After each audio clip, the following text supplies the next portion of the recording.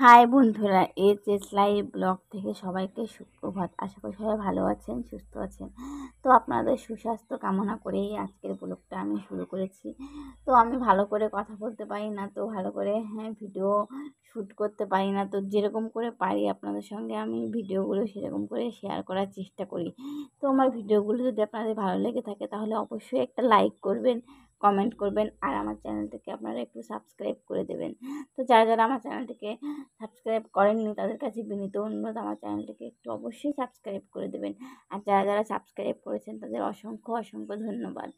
সকালবেলা ঘুম থেকে একটু তাড়াতাড়ি ইদানিং উঠছি আর কি, কারণ ও না পাশে আর কি একটা গ্রামে যাচ্ছে কদিন ধরে একটু কাজে।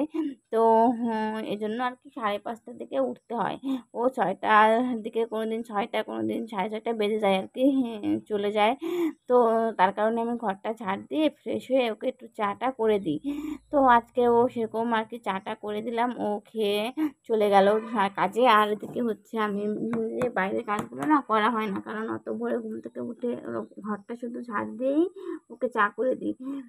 তো ও এই কারণে একটু ও চলে যাওয়ার পরে বাইরের সমস্ত কাজ বাজ একটু সারছি। তো উঠান ঘর আর কি, ঘরের সামনে সমস্ত কিছুই কমপ্লিট হয়ে গেছে। আর এদিকে হচ্ছে চা খেয়েছে তো। আর ভাতের হাঁড়িটা না আমি সকালেই মাজি, তো রাত্রেই থালা বাসন অনেক মেজে রাখি আর কি, সমস্ত থালা বাসনই মেজে রাখি, শুধু হাঁড়িটা মাজি না। হাঁড়িটা আর কি সকালবেলাই মাজি। আগে দুপুরবেলা মাজতাম, তো বিকালে কোনোদিন হাঁড়ি মাজিনি, কিন্তু দুপুরবেলা মাজতাম। কিন্তু আমাকে বারণ করেছে দুপুরবেলা হাঁড়ি মাজতে, দুপুরবেলা আর বিকালে না হাঁড়ি মাজতে নেই। তো সে কারণে সকালবেলায় চেষ্টা করি হাঁড়ি মাজার জন্য। তো এই যে হাঁড়ি টাড়ি মেজে তারপরে হচ্ছে দেখুন আর কি ঘুগনি রান্না করব সকালে খাওয়ার জন্য। তো ও 10টার দিকে চলে আসে, তো এসে আবার খেয়ে আবার দোকানে যায়, এই আমাদের এখানে বাজারের দোকানে। তো সেই জন্য ঘুগনিটা এই যে রান্না করে নিলাম, আর আমিও খেয়ে নেবো, কারণ আমি 9:30টার দিকেই প্রায় খাই। তো 2-1 দিন ও আসার পরেও খাই, আবার 2-1 দিন আসার আগেও খাই। তো খেয়ে তারপর দেখুন এই যে ঘরটা আর কি একটু ভাবছি আজকে সুন্দর করে মুছে নেব। তো এদিকে দেখি রাস্তা দিয়ে না একটা শাপলাওয়ালা যাচ্ছে। তো এই যে দেখুন 3টি শাপলা নিয়ে যাচ্ছে, আমি একাটি রেখে নিলাম। আর এখন তো শাপলা পাওয়া যাবে, কিন্তু আমাদের এখানে না জল হয় না কোথাও বীরভূম জেলায়। তো আমরা যেখানে থাকি আর কি, তো এই লোকটা হচ্ছে পুকুর থেকে শাপলা তুলে এনে বিক্রি করে। তো পুকুরে হয়, আর এই সিজন ছাড়া তো শাপলা পাওয়াও যাবে না, তাই না? যেহেতু বর্ষাকাল, তো এখনই শাপলা হবে আর কি পুকুরে, বিলে, ঝিলে। তো আমাদের তো এখানে বিল ঝিল নেই, পুকুর আছে, তো পুকুরের শাপলাই আমাদের খেতে হয়। তাও সবসময় পাওয়া যায় না। অনেক কষ্ট করে আর কি উনি চলেই যাচ্ছিল, তো আমি আবার ঘর থেকে কীভাবে যেন দেখে ডাক দিয়েছি যে শাপলা এদিকে দিয়ে যান একাটি। তো দিয়ে গেল।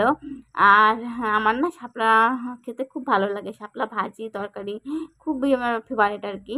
তো দেখে আর তর্স হলাম না, নিয়েই নিলাম। আর এদিকে হচ্ছে দেখুন এখানটা ভালো করে আর কি পরিষ্কার করে নিচ্ছি। আর এখানে না মুছি প্রত্যেক দিনই, আমার উনুনটা আর কি মোছা হয়, কিন্তু এই নিচটা না আর কি একটু তেল চিটচিটে হয়ে গেছে। তো রান্না করতে গেলে না তেল চিটচিটে হয়, আর যেহেতু ঘরের ভিতরে বসে রান্না করি, এক্সট্রা কোনো রান্নাঘর নেই আমার, তো সে কারণে আর রান্নার কোনো সেরকম ব্যবস্থাও নেই। একটা টেবিল এনে দিয়েছিল, সেই টেবিলটাও না নিয়ে গেছে সেই কবে মেলাতে দোকানে, আর আনছেও না বাড়িতে। তো এত বারবার বলছি নিয়ে আসো নিয়ে আসো, তো নিয়েই আসছে না।